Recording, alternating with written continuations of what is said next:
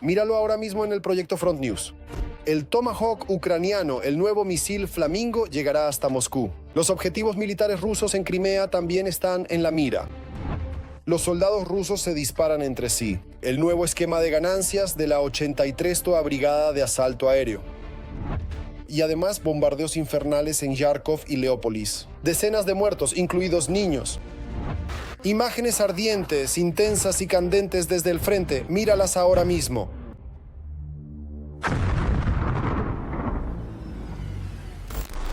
El cuarto año de la guerra a gran escala que la Rusia de Putin inició en suelo ucraniano. Las Fuerzas Armadas de Ucrania continúan defendiendo heroicamente no solo su patria, sino también a todo el mundo civilizado de la agresión de los criminales de guerra del Kremlin. Saludos, esto es Front News. Les habla Vladimir Timoshenko. En los próximos 30 minutos les espera la verdad sobre la guerra que nuestros periodistas obtienen desde los puntos de combate más candentes. Bueno, ¿están listos? Entonces comenzamos.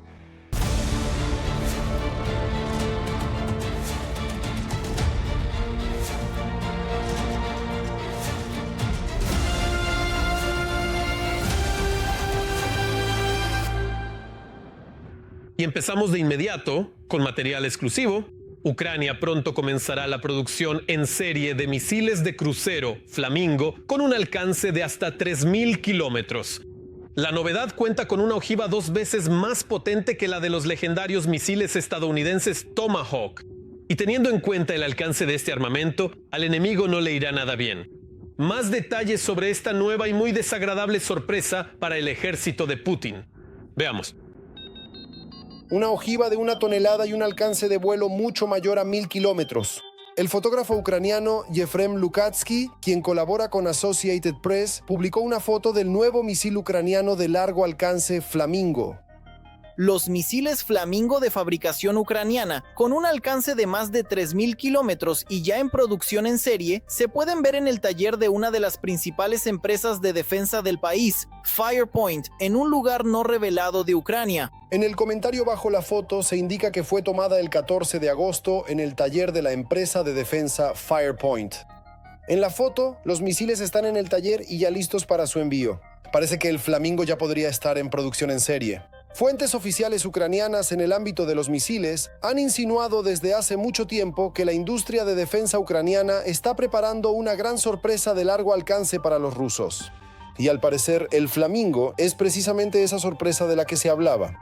Según los analistas militares, el misil es muy sencillo de fabricar, y eso es exactamente lo que Ucrania necesita en este momento. Es una excelente noticia. El misil realmente es sencillo, no se puede comparar con el Storm Shadow, el Scalp y otros similares. Pero en este caso no necesitamos un sistema de guiado muy complejo.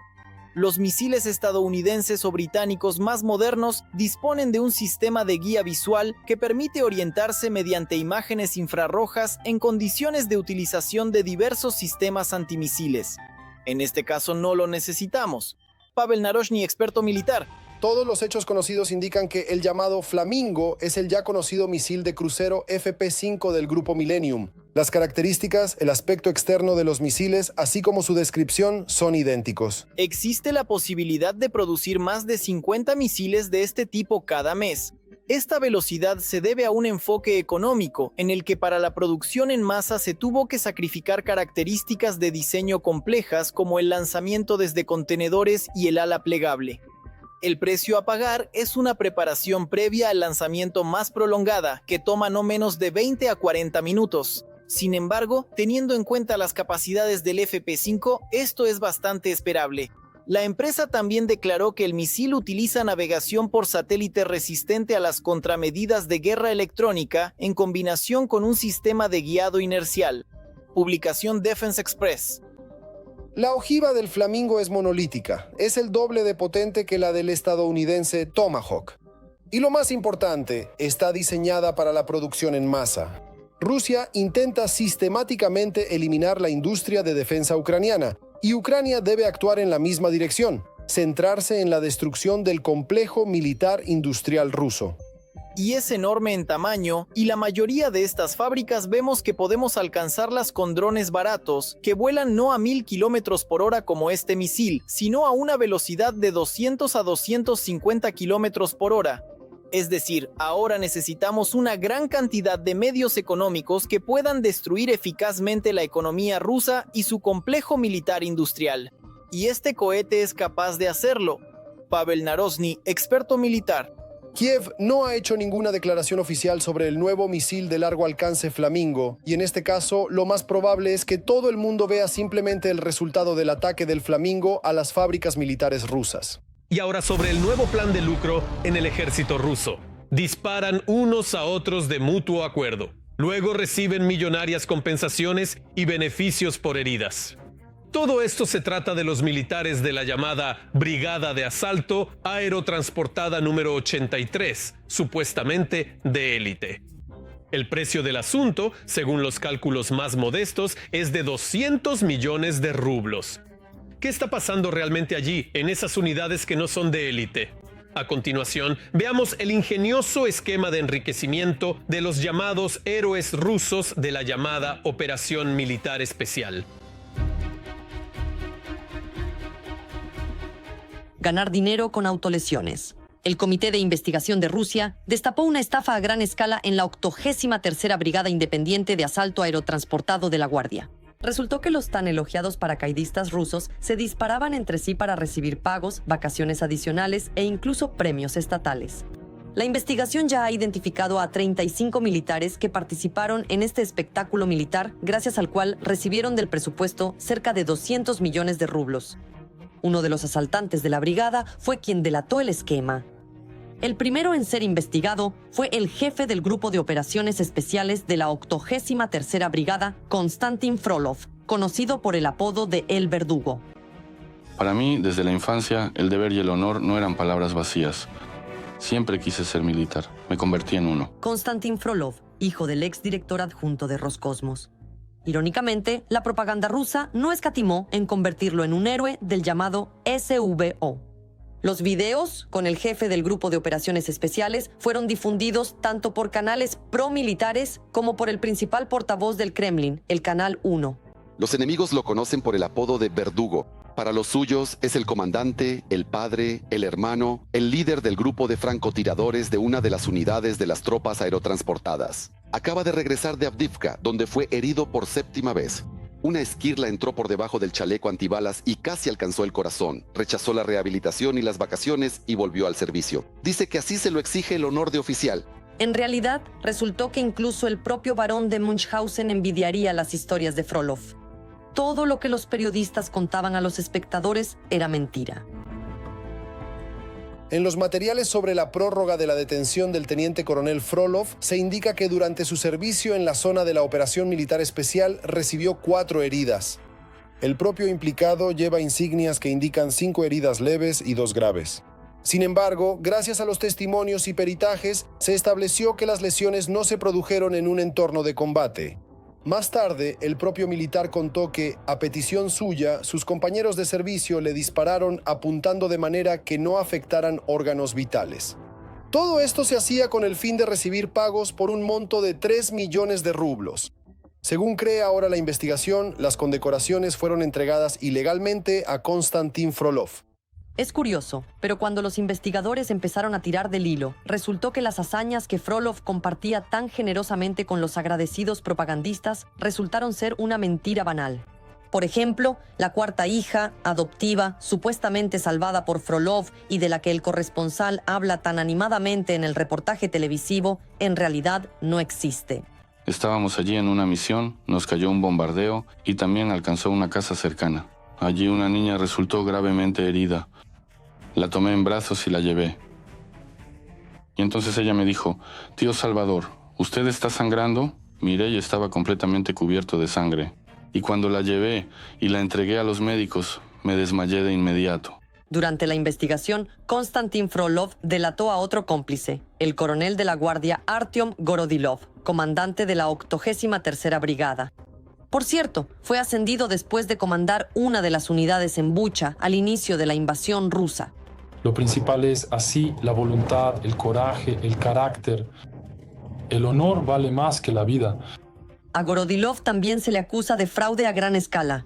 Resultó que en su cargo también utilizó su ingenio. Rápidamente se dio cuenta de cómo enriquecerse y ayudaba de buena gana a los que se autolesionaban a recibir pagos y recompensas. Artyom Gorodilov también delató a sus cómplices y admitió su culpa.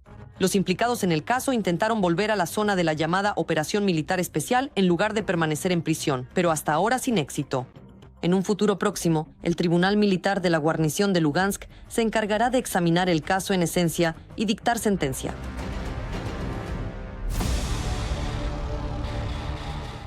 Y ahora, un análisis de la situación operativa en las direcciones de Kupiansk y Liman en el frente.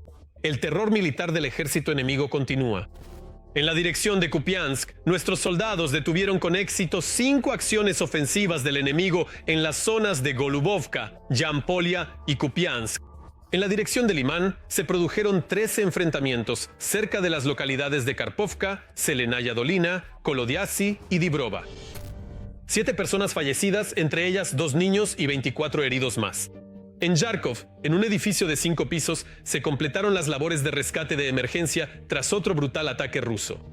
Los criminales de guerra del Kremlin atacaron Yarkov tarde en la noche con un misil balístico. Posteriormente, durante la noche, la ciudad también fue atacada por drones de ataque. Los impactos se registraron en el distrito industrial de la ciudad, en particular en ese mismo edificio residencial de varios pisos. Todos los detalles en el reportaje desde el lugar de los hechos de la corresponsal de TSN, Julia Boyko. Este es el distrito industrial de Yarkov, que al amanecer fue atacado por los rusos con Shaheds. Los 5 impactaron en el edificio residencial de varios pisos. El fuego envolvió varios pisos en 2 entradas del edificio. En el edificio se destruyeron los entrepisos, parte de las estructuras se derrumbaron. Los rescatistas están retirando los escombros. Dicen que es un milagro que la mayoría de los residentes lograron salvarse. Soy madre, mi hijo y mi nuera son de ese edificio. Estaba tan preocupada. Estaba mirando en internet, veo su edificio. ¿Cómo cree que me siento al ver eso? Su edificio está en llamas. Pienso, ¿dónde están ellos? Y ahora siento un vacío en el alma. ¿Qué significa perder tu hogar en estos tiempos? Me despertó el sonido de los Shahed que volaban. Simplemente escuché cómo volaban. Luego escuché una explosión y todo se me vino encima. Y eso fue todo. Después salimos corriendo. Cerca de una veintena de heridos. De entre los escombros sacaron los cuerpos de los fallecidos, entre ellos una niña de 1 año y medio y un chico de 16 años. Según información preliminar, eran familiares, hermano y hermana, y también murieron su madre, padre y abuela. Ahora se están realizando pruebas de ADN a los cuerpos. Junto con Yarkov y la región, En Yarkov y la región hoy se ha declarado día de luto porque como consecuencia del impacto de al menos 4 drones en un edificio de 5 pisos en el distrito industrial de Yarkov, murieron 7 personas, entre ellas 2 niños. Los drones Shahed impactaron en el techo del edificio y por supuesto hubo daños bastante graves y sobrevivir allí, digamos, era bastante difícil. Y antes de que los drones atacaran Yarkov, el enemigo lanzó misiles balísticos. El misil cayó cerca de edificios residenciales de varios pisos. No hubo víctimas mortales. Sin embargo, 11 personas resultaron con heridas leves.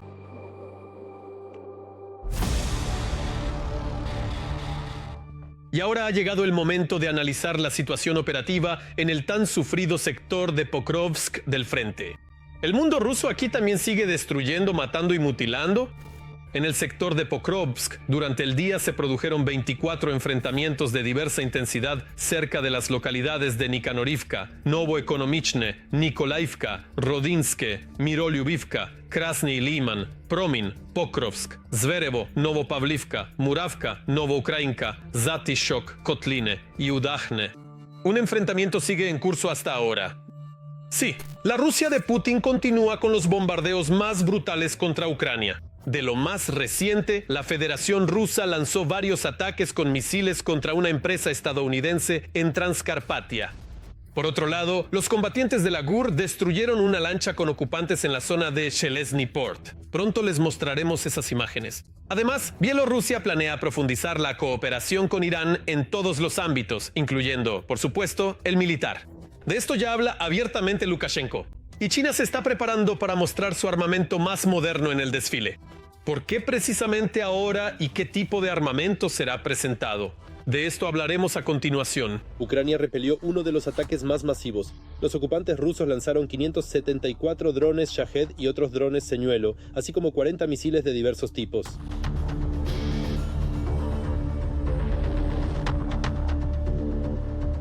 El oeste, el centro y el norte estuvieron bajo el fuego de los ocupantes. En Leópolis, la onda expansiva dañó decenas de casas, ventanas y techos. Hay heridos. Como resultado de los ataques rusos en Mukachevo, en la región de Zakarpatia, una fábrica estadounidense que produce equipos eléctricos resultó destruida. Al menos 15 personas resultaron heridas.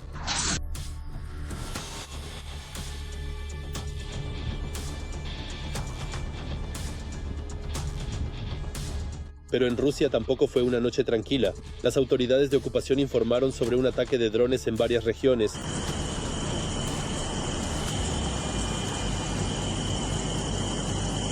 Un objeto de infraestructura energética resultó dañado. Varias aldeas de la región de Voronezh se quedaron sin electricidad. También hay un incendio en la refinería de petróleo de Novoshakhtinsk.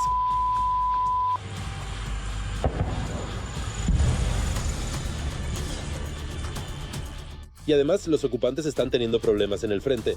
La inteligencia ucraniana llevó a cabo un ataque único en la zona de Shelesny Port.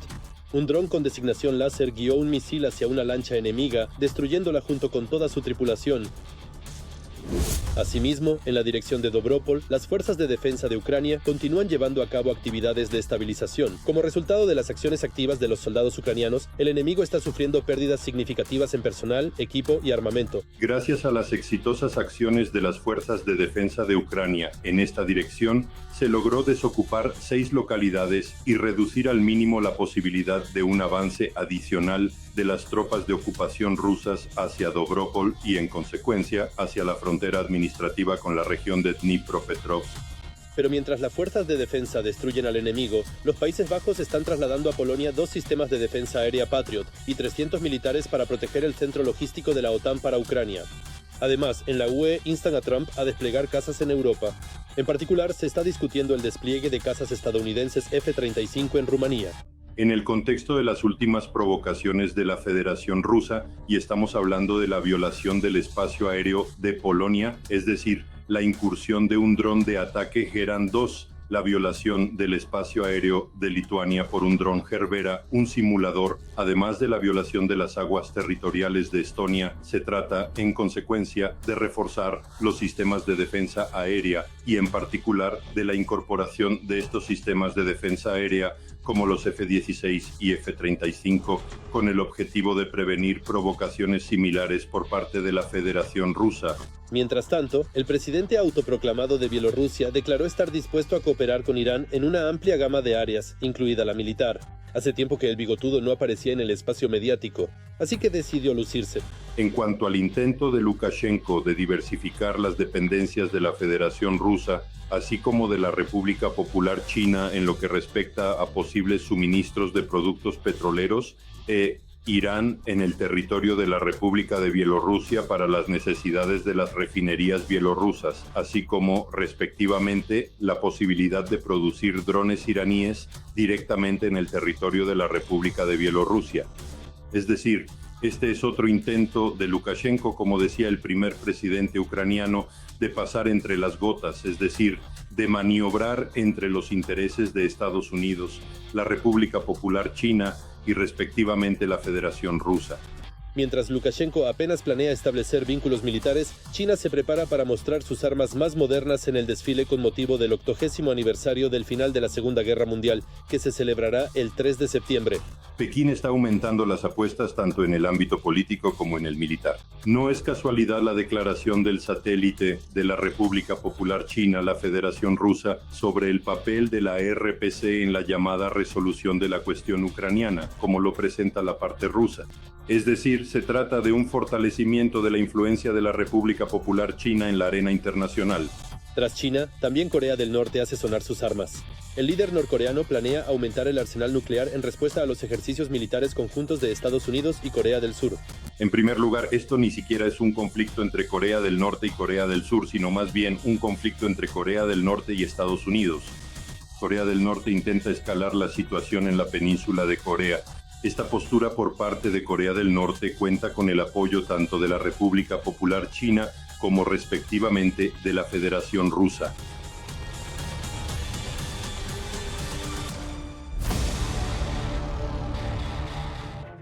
Y ahora nos trasladamos al sector de Novopavlovka en el frente. El ejército enemigo aquí también actúa según su costumbre. En el sector de Novopavlovka, el agresor intentó avanzar 8 veces en las zonas de los asentamientos de Zelenoe Pol, Tolstoy, Lesno, Olgovskoe y en dirección a los asentamientos de Kamishevaja y Filija. 4 enfrentamientos armados aún continúan. Además, esta fue una semana muy difícil para el oeste de Ucrania. Una persona murió y al menos 3 resultaron heridas debido a un ataque masivo en Leópolis.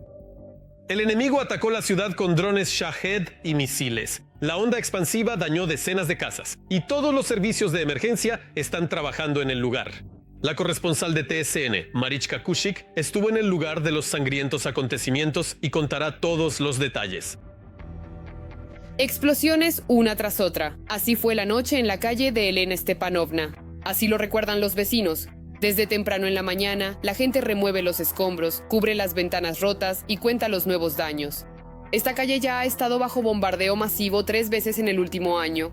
Hace apenas un mes también hubo un impacto aquí. En ese entonces 6 personas acudieron a los médicos. Dicen que esta noche no fue menos aterradora. Como esta no es la primera vez que suena la alarma, estamos asustados y en cuanto empieza, vamos de inmediato al refugio. Ya tenemos todas las cosas preparadas, enseguida bajamos al sótano. Por eso en el momento del impacto estábamos allí.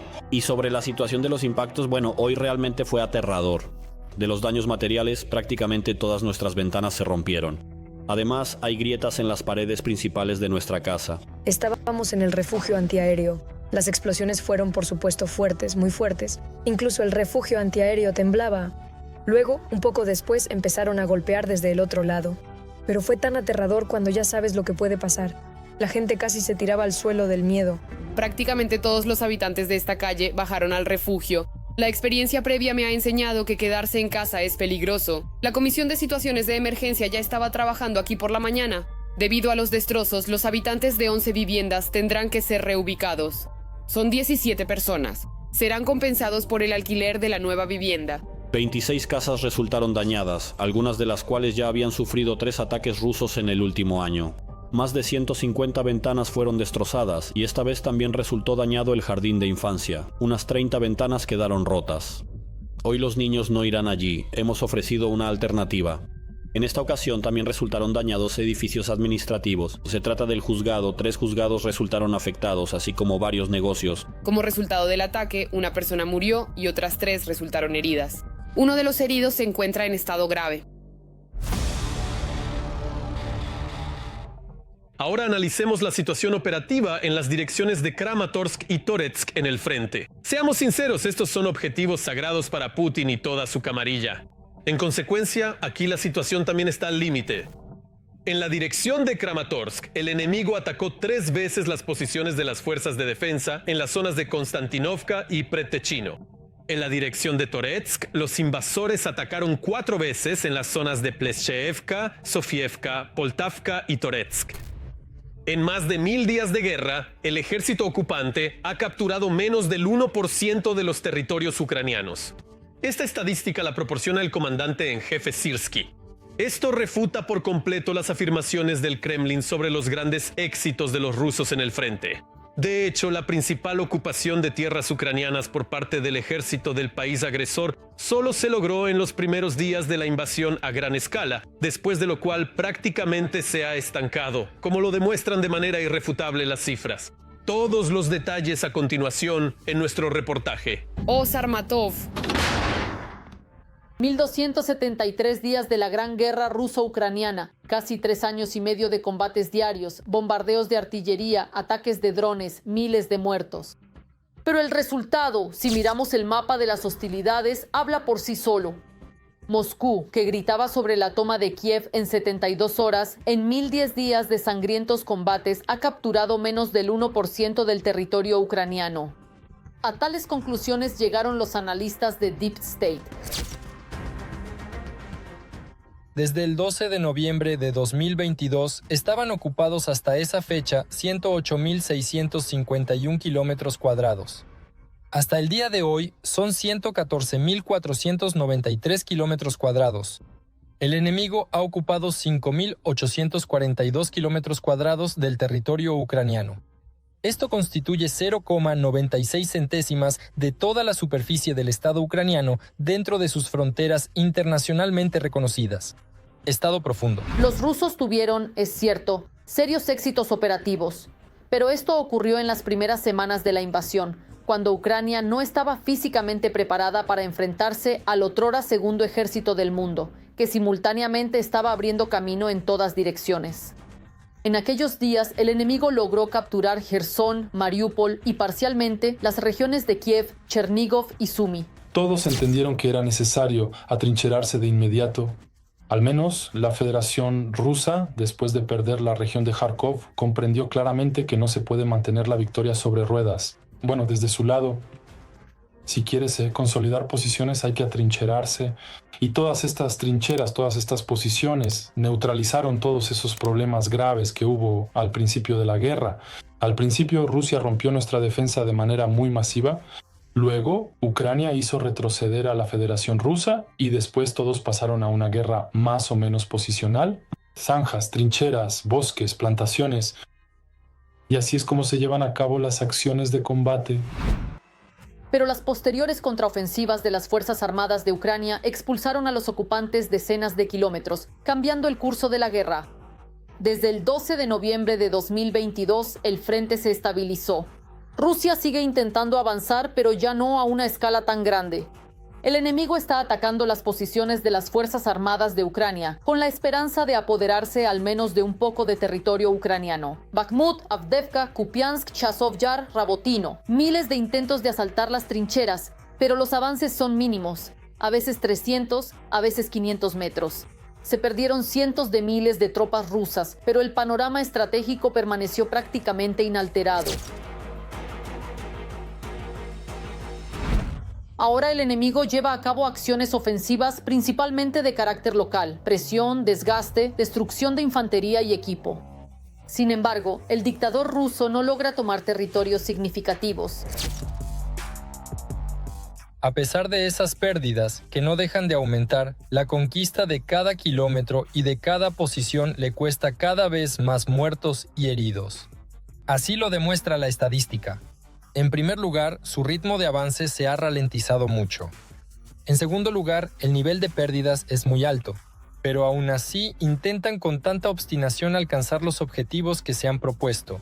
No tienen suficientes recursos, ni fuerzas, ni posibilidades. Todos esos aspectos de los que tanto se jactaban antes de la guerra resultaron ser pura apariencia. ¿Por qué ha comenzado la caída de generales en la Federación Rusa? Es la venganza directa del dictador Putin contra todos los generales militares que durante años le convencieron de que su armamento no tenía análogos, que todo estaba preparado, que todo era estupendo. Pero resultó que de todo ese ejército de millones, solo unos 170,000 hombres estaban listos para luchar al inicio de la guerra. Eso es todo. El resto no estaba preparado. No había comunicaciones adecuadas, ni municiones, ni suficiente cantidad de pertrechos. Nada de eso existía. Todo había sido vendido, todo había sido robado. Y ahora esta enorme venganza, esta gigantesca máquina punitiva que castiga a los generales por este engaño, una vez más demuestra que la maquinaria militar rusa en realidad no es más que humo. Sí, hay gente, sí, hay aliados decididos, Irán y Corea del Norte. Pero la propia Federación Rusa no puede con Ucrania. Ucrania ya es, sin duda, la ganadora en esta guerra. Incluso en condiciones de escasez de municiones y la superioridad del país agresor en fuerza humana y aviación, la defensa ucraniana sigue siendo resistente. Los éxitos de los rusos son mucho menores de lo que afirman los propagandistas del Kremlin. Sus soldados son eliminados en el frente por decenas de miles. El equipo arde en los campos de batalla y los objetivos del ejército agresor se desmoronan bajo los golpes del ejército ucraniano. Eso es todo por hoy. Pero muy pronto, en el programa Front News, habrá nuevos materiales únicos de nuestros periodistas desde los puntos más calientes de la guerra, obtenidos para que ustedes conozcan la verdad. Con ustedes estuvo Volodymyr Timoshenko. Cuídense a ustedes mismos y a sus seres queridos.